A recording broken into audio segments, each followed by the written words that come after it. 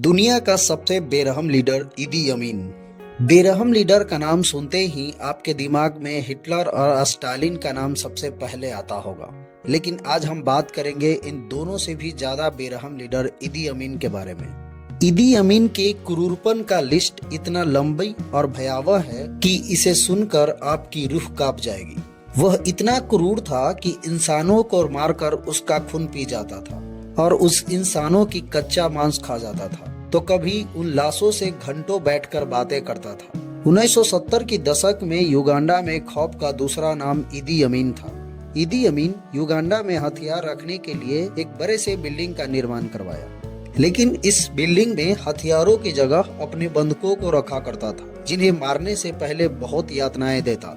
इन बंधकों में या तो उसका कोई अपना दुश्मन होता, या उसका खुद का कोई धोखेबाज सैनिक, या उसका कोई धोखेबाज दोस्त। किसी के लिए भी इदी अमीन के दिल में कोई रहम नहीं था। इदी अमीन अपनी चौथी पत्नी के तलाक के बाद उसे प्रेगनेंसी की सिचुएशन में ही इस बिल्डिंग में पहले रखा और बाद में उसकी हत्या कर दी। इसकी क्रूरता का अंदाजा आप इस बात से लगा सकते हैं कि उसके 8 साल के डिक्टेटरशिप में 5 लाख से ज्यादा लोगों की हत्याएं की थी। इदी अमीन का जन्म 1925 में कोबोको नाम की जगह पर हुआ था। इसके पिता का नाम एंडर्स न्यायवीर था, जो ईसाई धर्म को छोड़कर मुस्लिम धर्म को अपना लिया था। इसकी छोटी सी अवस्था में ही इसके माँ और बाप के बीच में तलाक हो गया, जहाँ ये अपनी माँ के साथ बॉम्बे सिटी चला गया, जहाँ बहुत ही गरीबी था। 2 वक्त की रोटी का गुजारा करना भी आसान नहीं था। इदी अमीन चौथी की पढ़ाई के बाद उसने अपना पढ़ाई छोड़ दिया और पैसे कमाने लगा, जो बाद में अंग्रेजों के द्वारा बनाया गया सैनिक संगठन किंग्स अफ्रीकन राइफल ज्वाइन कर लिया। अमीन जिन जनजाति में जन्म लिया था, उस जनजाति के लोग जानवरों को मारकर उसका खून पी जाते और कच्चा ही मांस खा जाते। ऐसी इन्वायरमेंट पे पले बड़े होने के कारण अमीन के लिए किसी की हत्या कर देना एक आम सी बात था। अमीन को जैसे जैसे पावर मिलता गया, उसका हिंसक स्वभाव भी बढ़ता चला गया। इसका क्रूर व्यवहार और अंग्रेजों के लिए वफादारी इसे आगे बढ़ने की बड़ी वजह थी, क्योंकि अंग्रेजों को ऐसे ही व्यक्ति की तलाश थी जो अफ्रीकन लोगों पे जबरन काबू रख सके और अंग्रेजों का गुलाम भी बना रह सके। किंग्स अफ्रीकन राइफल्स आर्मी का काम ही अंग्रेजों के खिलाफ उठते आवाज को दबाना और कुचलना था। 1946 में अमीन ने जब आर्मी ज्वाइन किया तो शुरू में उसे कुक का काम दिया गया, लेकिन इसका क्रूर व्यवहार और अंग्रेजों के लिए वफादारी की वजह से इसे आर्मी की ट्रेनिंग दिया गया। इसकी क्रूरता को देखते हुए अंग्रेजों ने इसे केन्या भेजा, जहां 1952 में माओ विद्रोह को दबाने के लिए इसने इंसानियत की सारी हदें पार कर दी। लोगों को जिंदा ही जमीन में दफन करने लगा तो कुछ लोगों को फसल की तरह काट देता था। इस वफादारी को देखते हुए अंग्रेजों ने इसे कई बार प्रमोशन किया।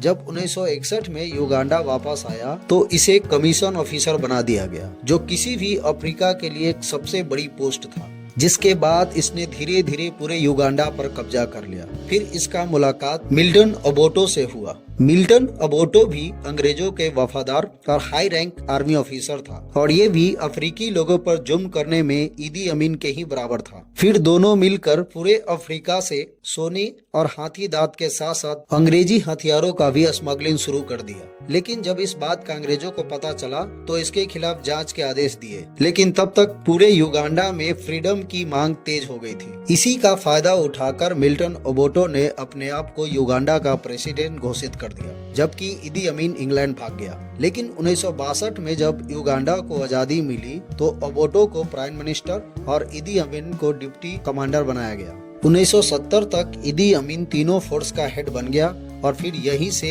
मिल्टन ओबोटो और अमीन के बीच दुश्मनी शुरू हो गई। इदी अमीन युगांडा के फोर्स में अपने लोगों को भर्ती करने लगा और आम जनता को मिल्टन ओबोटो के खिलाफ भड़काने लगा, क्योंकि इदी अमीन खुद को मिल्टन ओबोटो के नीचे काम करना नहीं चाहता था। इसी बीच जब मिल्टन ओबोटो एक विदेशी यात्रा पर गए, तभी इदी अमीन ने मौका देकर अपने आप को युगांडा का प्रेसिडेंट घोषित कर दिया और ओबोटो के सभी वफादार लोगों को मरवा दिया। लेकिन 1972 में मिल्टन ओबोटो ने तंजानिया के लोगों को संगठन बनाकर इदी अमीन पर हमला कर दिया, जिसमें ओबोटो नाकामयाब रहे और इदी अमीन ने उसके सभी सैनिकों को मार दिया।